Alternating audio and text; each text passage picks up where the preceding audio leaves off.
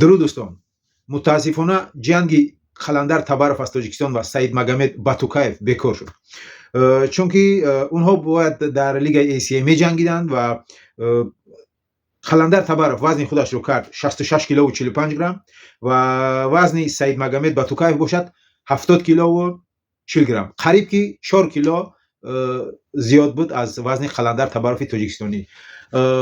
این خوب نیست. من میبینم وقتهای اخیر همون وقتهای اخیر هم نه، همیشه همون ورزشگرای قفقازی وزنای خودشون نمیکنن، فکر میکنن که اگر 2-3 کیلو زیادتر باشه ممکن تاجیک راضی بشه و من قطعی جنگ کنم ببرمش. این اولش که ناحرمتی نه فقط برای حریفت، برای لیگا، برای تماشابینان که انتظار این جنگن ولی تو قریب 4 کیلو وزن تا کردن نمیتونی.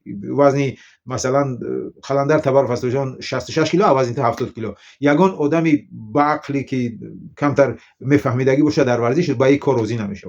مثلا در بوکس اگر وزنی حریفت 50 گرم زیاد باشه اجازه نمیتیم. 50 گرم، نه تنها 1 کیلو 2 کیلو 3 کیلو، این 4 کیلو. برای همین دوستان فکر اختیارتون رو نویسید. رئیس لیگ ACA سعید مگامد باتوکاєv رو از لیگ خارج کرد، برای که این یک بار نیست که و این کارا میکنه و با 2 نفر دیگر هم از لیگ اونا رو هم از قفقازن.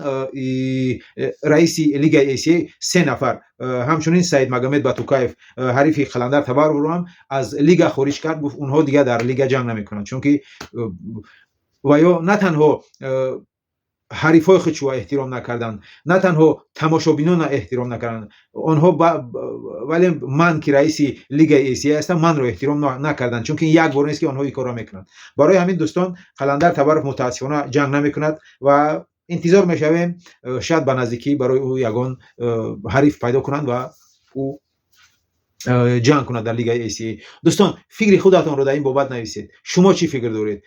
خلندر تبارف باید جنگ میکرد در حالی که حریفش از او 4 کیلو زیاد است؟ جنگ میکرد یا نه؟